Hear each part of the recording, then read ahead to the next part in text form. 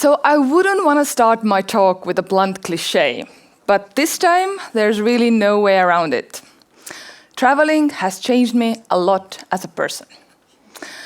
But if I try to sound a little less of a cliché, I may also add that mobility, moving between countries and continents, has been key in my journey of becoming an anthropologist and documentary filmmaker. But why do I think it's all about mobility?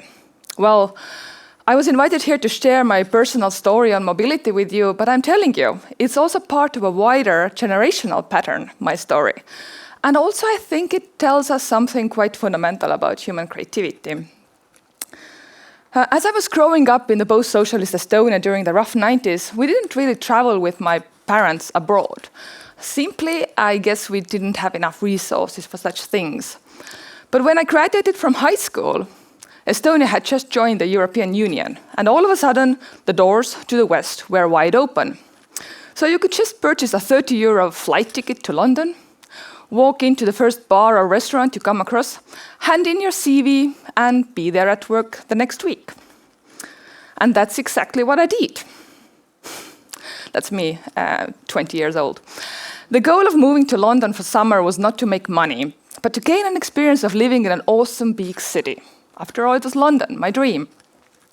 But as soon as I received my first salary, I didn't find any better idea than to spend this money on flight tickets. So with the money I earned from working as a waitress for a couple of summers in London, me and my bestie took trips to India, Cuba, Oman, Tanzania, Kenya, Benin, and a long journey in South America. So I was a student of economics at the time, and I remember after a month in India skipping lectures at the university, we asked ourselves, from which experience did we learn more, a month at the university or a month in India? And it really felt that the perspective of the diversity of human cultural practice that I gained seemed way more important. As we traveled, we kept on documenting our experiences in writing and photography, and gradually these reflections became rather anthropological. We shared genuine interest in how people really live. What is their worldview and perception of reality? What is going on in their communities and societies?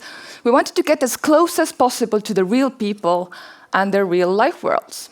So we always took public transport, we ate where the locals ate, we couchsurfed at homestays, and we tried to avoid the tourist tracks.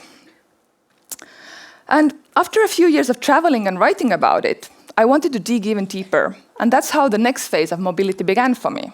My journeys became sort of more professional, with a targeted purpose.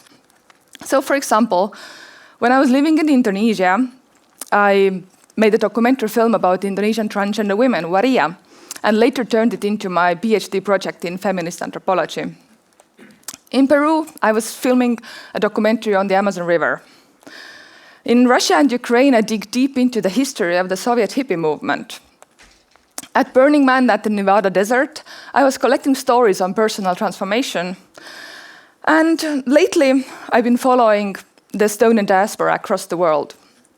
Also, as a visiting researcher, I spent time in Russia, Indonesia, the United States, and the Netherlands.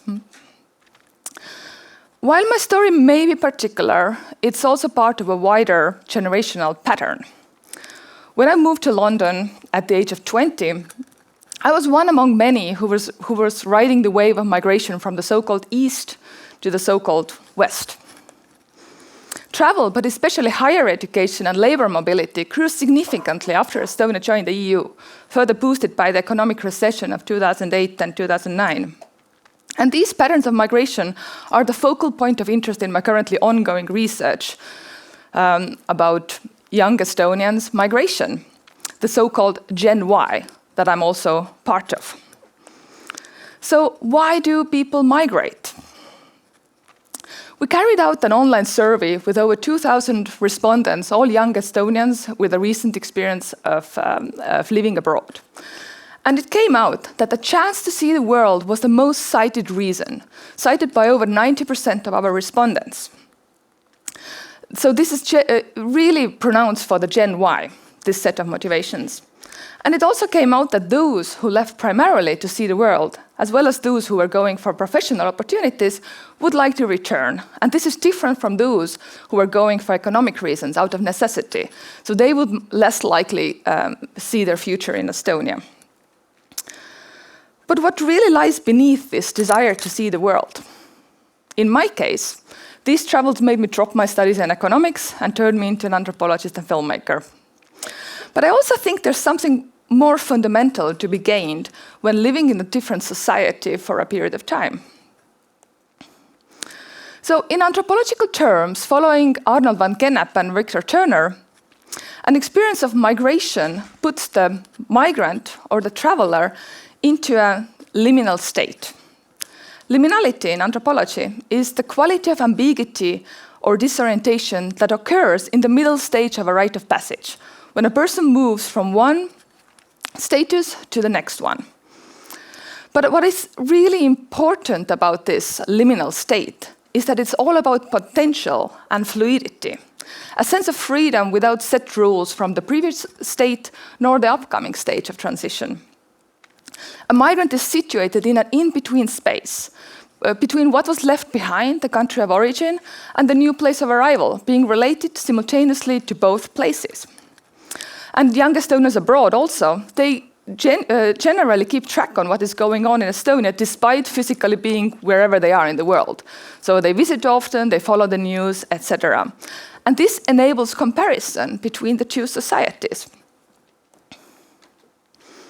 So migration may be uncomfortable, it may be difficult, it may even be harsh, but because it enhances this state of liminality, it puts your brain in a situation of innovation. So liminal space triggers new habits, changing old patterns, finding creative solutions. And it's simply about stepping outside from the usual routine, set of rules, cultural conceptions, and codes. And this shift precisely for its liminal qualities enhances creativity and innovation.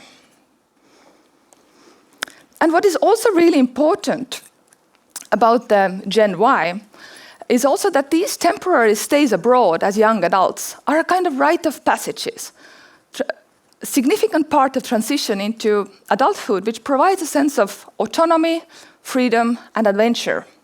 It's an experience of transition into their own selves and personalities as adults. And this was also what was my experience. Since mobility sparks innovation and creativity, it is important to encourage it. Transnational knowledge circulation is especially important for small societies such as Estonia, which gain their vitality through exchange and connection. But it is also important to make sure that return migration would remain an active choice if we don't want our creative minds to emigrate for good. So mobility needs to be a choice, not a necessity. Because as I mentioned before, those who left for economic reasons out of necessity would less likely return. As my main trigger for mobility was the desire to see the world and make something useful out of it, I came back to Estonia.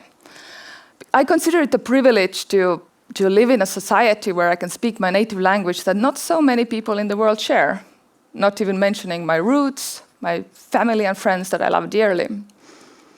So I encourage everyone to live for a period of time in another society and let this sense of fluidity and in-betweenness of mobility bring some spark of innovation and creativity to the world, whether in the form of arts, writing, filmmaking, or bringing some innovative solutions for our everyday lives, or simply by adulting more creatively. Thank you. Thank you very much, Terje. There is a small question for you as well. I think it was an interesting, very, very interesting overview. Plus, I think the thought that mobility must be a choice, not a necessity, is one of the most beautiful thoughts I've recently heard. However, there was a question about liminality from the audience, from Slido, which apparently is working. And it goes like this. When does the experience of liminality begin and when does it end? Can you distinguish that? It's a great question, and there's no clear answer, because this, what is this liminal space? It's a space where you step outside from what is your habitual environment. So an example of that may be even a hotel room or an airport, or simply kind of being on this journey on the Amazon River from one city to another one. And so in terms of migration, it obviously begins when a person then steps on board on a plane and goes to another place, and then you're sort of mingling between what you know as was this cultural codes or set of rules or ways of being or person you used to be in your home country, and suddenly everything is open. You can become your new me. Mm-hmm. Thank you very much, Terje. We will talk to you again in the panel. Yes, the clicker needs to be handed over. Thank you very much. Applause again to Terje. Thanks.